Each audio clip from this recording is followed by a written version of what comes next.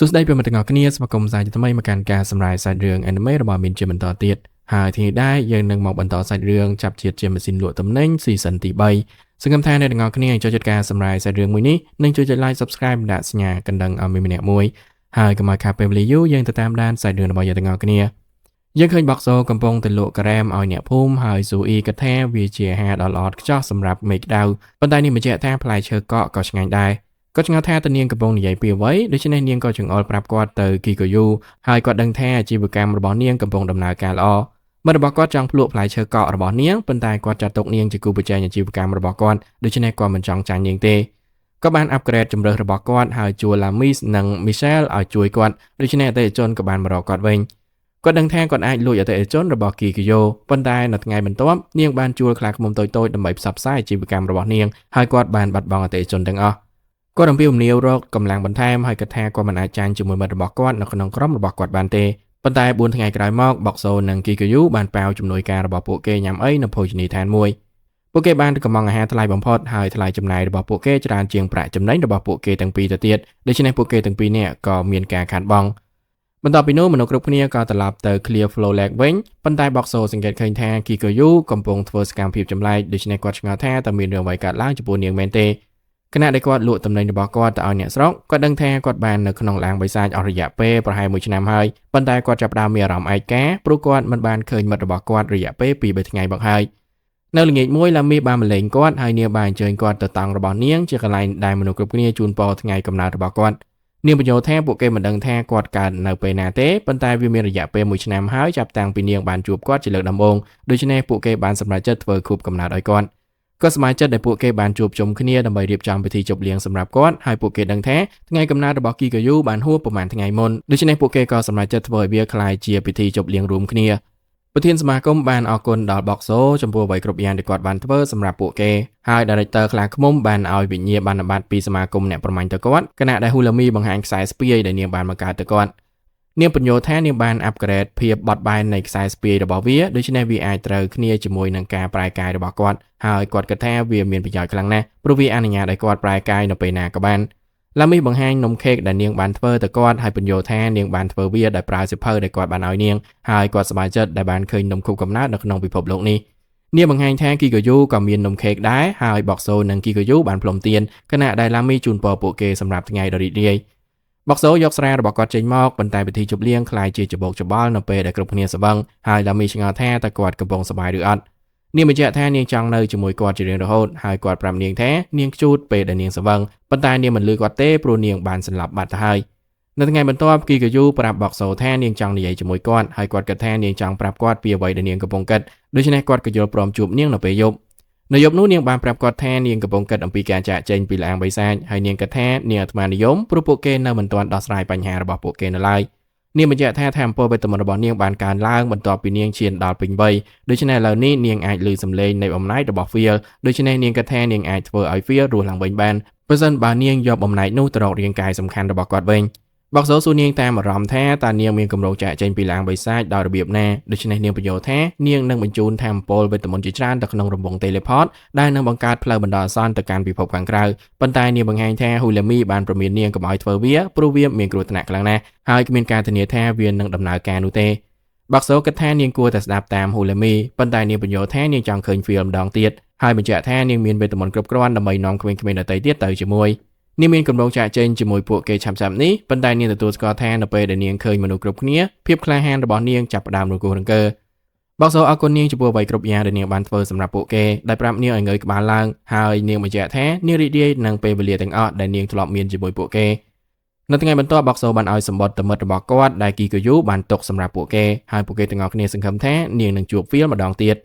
Heavy បញ្ជាក់ថាស្ទាប់ដែលនៅសល់គឺ Dark Mountain និង Everlasting Strantham ប៉ុន្តែគាត់ឆ្ងល់ថាតើពួកគេគួរតែពង្រឹងកម្លាំងរបស់ពួកគេជាមុនសិនឬអត់ព្រោះការចាកចេញរបស់ Kikoyu បានបន្សល់ទុកចន្លោះប្រហោងដ៏ធំមួយដែលត្រូវបំពេញ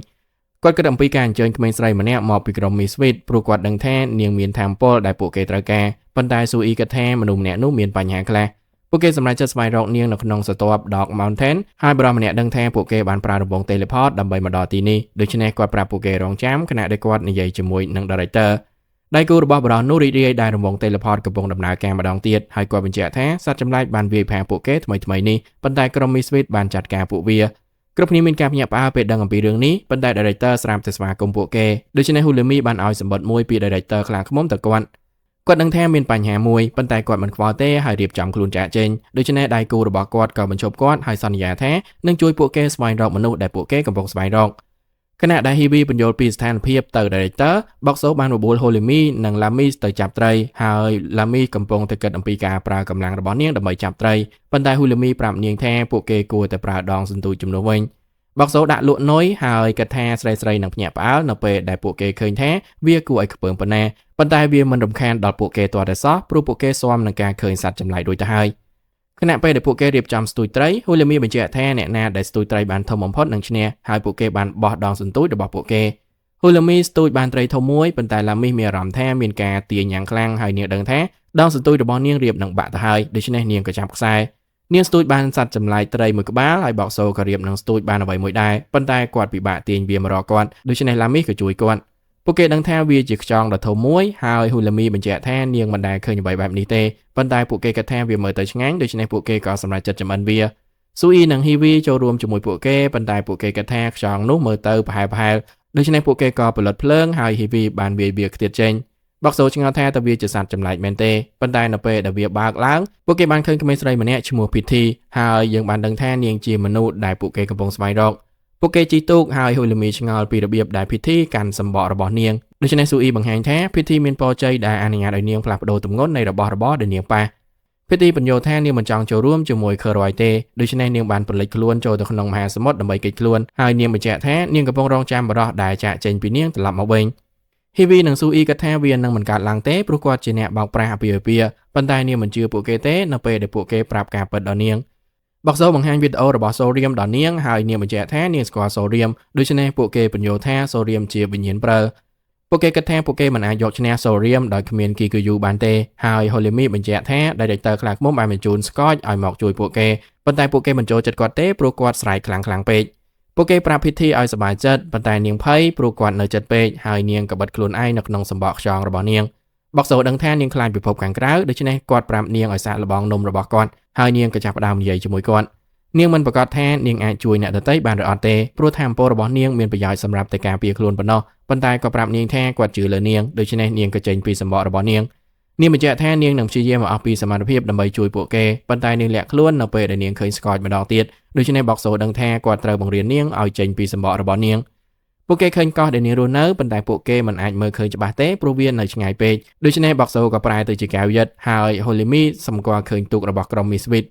គ្រួសាររបស់ Kheroi ស្នាក់នៅក្នុងខ្ទមមួយហើយ Pithy ទៅលេងពួកគេប៉ុន្តែ Kheroi សួរនាងអំពីដៃគូរបស់នាងយើងដឹងថា Boxo និងមិត្តរបស់គាត់កំពុងប្រើការបំផាន់ភ្នែករបស់ Hivi ដើម្បីខ្លាញ់ខ្លួនប៉ុន្តែ Pithy បញ្យល់ថាពួកគេជាអង្គរៈរបស់នាងហើយ Kheroi ក៏អញ្ជើញនាងឲ្យចូលរួមជាមួយគាត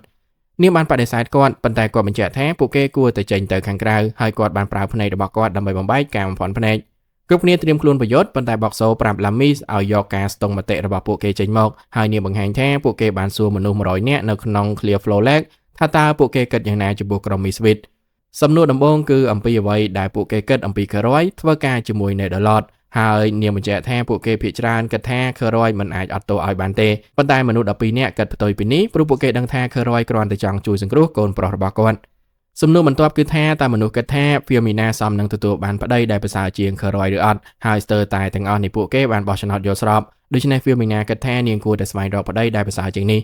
Lamis បានអានសំណួរចុងក្រោយហើយ Boxo រងចាំប្រតិកម្មរបស់ក្រុម Misfits ព្រោះពួកគេរៀបនឹងដឹងថាតើមនុស្សនឹងអត់ទោសឲ្យពួកគេឬអត់ប្រសិនបើពួកគេសុំទោសចំពោះទង្វើរបស់ពួកគេមនុស្សចំនួន80នាក់បាននិយាយយល់ព្រមហើយពួកគេថែមទាំងនិយាយថាពួកគេនឹងជួយ Kheroi ប្រសិនបើគាត់សុំជំនួយពីពួកគេព្រោះពួកគេដឹងថាគាត់គ្រាន់តែចង់ជួយសង្គ្រោះកូនប្រុសរបស់គាត់ Kheroi រំជួលចិត្តចំពោះចម្លើយរបស់ពួកគេប៉ុន្តែ Lamis បញ្ជាក់ថា Shirley បានផ្ញើសារមក Firmina ដែលនិយាយថាស្រីៗនៅក្នុងស្ថាប័នរបស់នាងនឹក Kheroi ណាស់ Firmina ខឹងយ៉ាងខ្លាំងពេលឮរឿងនេះហើយ Kheroi ព្យាយាមរកលេសប៉ុន្តែនាងដឹងថាគាត់បានសប្បាយជាមួយស្រីៗទាំងនោះ Boxo និងមិត្តរបស់គាត់ស្រាប់តែត្រូវបានបំណែកទៅកកវាយប្រហារហើយ Sorium សួរ Kheroi ថាតើគាត់នឹងក្បត់ Netherlord មែនទេដូច្នេះគាត់បញ្យល់ថាគាត់នឹងមិនធ្វើវាទេព្រោះពួកគេជំពាក់ Netherlord ច្រើន គាត់ប្រាប់គ្រប់គ្នាថាគ្មានការវិលត្រឡប់ទៅរកគ្រួសាររបស់គាត់វិញទេហើយឡាមីសបញ្ជាក់ថាពួកគេអាចជួយសង្គ្រោះកូនប្រុសរបស់គាត់បានដោយគ្មានជំនួយពីនេដាឡតប៉ុន្តែសូរៀមពន្យល់ថាពួកគេមិនចាំបាច់ជួយសង្គ្រោះគាត់ទេនាងបង្ហាញថាគាត់កំពុងតែនៅក្បែរនាងហើយបញ្ជាក់ថានាងជាមូលហេតុដែលគាត់មិនឈឺចាប់ប៉ុន្តែគ្រប់គ្នាឆ្ងល់ថាតើនាងបានដកបណ្ដាសារបស់គាត់ចេញដោយរបៀបណានាងបញ្យល់ថានៅពេលដែលវិញ្ញាណរបស់ Snow ឈានដល់ពេញវ័យនោះពួកគេទទួលបានសមត្ថភាពក្នុងការដកបណ្ដាសាប៉ុន្តែពួកគេអាចប្រើវាបានលុះត្រាតែគោលដៅរបស់ពួកគេនៅចិត្តពួកគេនាងបញ្ជាក់ថាការជឿចាប់របស់ក្មេងនឹងត្រឡប់មកវិញប្រសិនបើពួកគេយកគាត់ចេញទៅឆ្ងាយដូច្នេះហូឡាមីដឹងថាសូរៀមបានចាប់គាត់ធ្វើជាចំណាប់ខ្មាំងប៉ុន្តែនាងបញ្យល់ថានាងគ្រាន់តែលុបចោលបណ្ដាសារបស់គាត់ប៉ុណ្ណោះហើយគឺរយកំពុងតែសហការដោយក្តីកតញ្ញូនាងសង្កេតឃើញថាពួកគេមិនមាន Kikuyu មកជាមួយពួកគេទេដូច្នេះនាងគិតថាគ្មាននរណាម្នាក់អាចបញ្ឈប់នាងបានឡើយប៉ុន្តែគឺរយប្រាប់នាងឲ្យຕົកគ្រប់យ៉ាងឲ្យគ្រួសាររបស់គាត់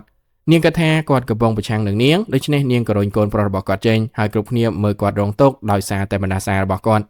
គឺរយសន្យាថានឹងសហការជាមួយនាងដូច្នេះនាងក៏លុបចោលបណ្ដាសារបស់ក្មេងនោះហើយបញ្ជាក់ថានាងនឹងសម្លាប់បុកសូនិងមិត្តរបស់គាត់ Director Scott ស្រាប់តែស្ទុះមករកនាងដូច្នេះនាងក៏ហៅគាត់ថាមនុស្សល្ងងហើយបង្កក់គាត់ប៉ុន្តែគាត់បានបញ្ចេញអណ្ដាតភ្លើងរបស់គាត់ដើម្បីទប់ទល់នឹងតកករបស់នាងមិនចង់ជឿថាគាត់ជាវិញ្ញាណភ្លើងនោះទេហើយបុកសូដឹងថា Director ខ្លាំងក្បូងបានបញ្ជូន Scott មកព្រោះ Scott ជាមនុស្សតែម្នាក់គត់ដែលអាចប្រកួតប្រជែងជាមួយនឹងថាមពលរបស់ Sorium បាន Scott បានយក Sorium ចេញទៅឆ្ងាយហើយនៅពេលដែលគ្រប់គ្នាត្រៀមខ្លួនប្រយុទ្ធ Filmina ប្រាប់ Zero និង Aka ថាដល់ពេលដែលត្រូវបង្ហាញទម្រង់ពិតរបស់ពួកគេហើយពួកគេលាតស្លាបរបស់ពួកគេខណៈដែលពួកគេប្រែទៅជាបិសាចជញ្ជក់ឈាមហើយ Zero និង Aka ក៏ហោះឡើងទៅលើមេឃខណៈដែល Lami ស្ទុះទៅរក Filmina Lami បានទម្លុះការការពាររបស់ Filmina ហើយចាប់នាងប៉ុន្តែវាគ្រាន់តែជាការបញ្ឆោតប៉ុណ្ណោះហើយ Filmina បានហោះចេញបុកសូបាញ់ភេសជ្ជៈរបស់គាត់ទៅរកនាងហើយនាងក៏ត្រូវបានគ្របដណ្ដប់ដោយសារធាតុរាវប៉ុន្តែនាងដឹងថានាងមិនអាចគ្រប់គ្រងវាដោយវេទមន្តទឹករបស់នាងបានទេព្រោះវាជាលេនាងអាចចុះដល់ដីដោយសុវត្ថិភាពប៉ុន្តែ Lamis បានវាយនាងឲ្យសន្លប់ហើយបុកសូរីករាយដែលវាយដំណើរការទៅដោយរលូន Zero និង Aka វាយប្រហារពិធីដែលនាងកិច្ចពីការវាយប្រហាររបស់ពួកគេហើយចូលទៅចិត្តហើយនាងបញ្ជាក់ថានាងនឹងមិនចាញ់ពួកគេទេព្រោះពួកគេត្រូវបានជួលដោយនារីដែលលួចបរិសរបស់នាងពួកគេឆ្ងល់ថាមិនបាននាងមានគំនិតបែបនេះហើយពួកគេបានវាយប្រហារនាងម្ដងទៀតប៉ុន្តែនាងបានរារាំងដោយប្រើសម្បករបស់នាងហើយពួកគេដឹងថាម្ដាយរបស់ពួកគេត្រូវបានចាប់ខ្លួនពួកគេគិតថាពួកគេត្រូវការអូសបន្លាយពេលវេលារហូតដល់ Keroy មកជួយពួកគេហើយពួកគេក៏ចាប់ផ្ដើមរត់គេចប៉ុន្តែបុកសូបានគប់ទស្សនាវដ្តីគួរឲ្យចាប់អារម្មណ៍មួយចំនួនទៅរកពួកគេដែលធ្វើឲ្យពួកគេឈប់ប៉ុន្តែមិត្តរបស់បុកសូប្រាប់គាត់ថាគាត់មិនប្រយុទ្ធដោយយុត្តិធម៌ទេដូច្នេះគាត់ដឹងថាពួកគេមិនយល់ស្របនឹងវិធីសាស្ត្ររបស់គាត់ឡើយខណៈដែល Michelle និង Keroy ប្រយុទ្ធគ្នា Keroy មានការចាប់អារម្មណ៍ដែល Michelle បានរកឃើញភ្នែកបំបែករបស់គាត់ដូច្នេះបុកសូឆ្ងល់ថាតើវាធ្វើអ្វីបានច្រើនជាងការបំបែកពោជ័យមែនទេគាត់ចង់បញ្ឈប់ Keroy ឲ្យបានដូច្នេះគាត់ក៏គម្រាមបាញ់កូការបស់គាត់ទៅលើ Aka ហើយ Keroy មានការព្រួយបារម្ភប៉ុន្តែ Director Scott និង Sorium ស្រាប់តែបំផ្លាញបរិវេណជុំវិញពួកគេបុកសូការពារមិត្តរបស់គាត់ហើយពួកគេដឹងថា Keroy កំពុងប្រើភ្នែកបំបែករបស់គាត់ដើម្បីលុបចោលព្យុះព្រិលប៉ុន្តែ Sorium ប្រាប់គាត់ឲ្យកម្ចាត់អណ្ដាតភ្លើងរបស់ Scott ពួកគេចាប់ផ្ដើមដើរទៅរក Scott ហើយបុកសូនិងអ្នកផ្សេងទៀតគិតថាពួកគេត្រូវធ្វើអ្វីមួយដូច្នេះមិត្តរបស់គាត់ក៏រត់ទៅមុខប៉ុន្តែ Sorium និង Keroy ស្រាប់តែបាត់ខ្លួនហើយពួកគេបានយកបុកសូចេញទៅហើយសាច់រឿងរបស់យើងនៅក្នុងភាគនេះក៏បានមកដល់ទីបញ្ចប់អរគុណអ្នកទាំងអស់គ្នាសម្រាប់ការតាមដានទស្សនាតាំងពីដើមរហូតដល់ចប់សង្ឃឹមថាអ្នកទាំងអស់គ្នាជួយចាត់ការសម្រាប់សាច់រឿងនេះនិងជួយចុច like subscribe ដាក់សញ្ញាកណ្ដឹងងាមីម្នាក់មួយអរគុណអ្នកទាំងអស់គ្នាហើយមានជួបអ្នកទាំងអស់គ្នានៅវីដេអូក្រោយទៀតបាយបាយ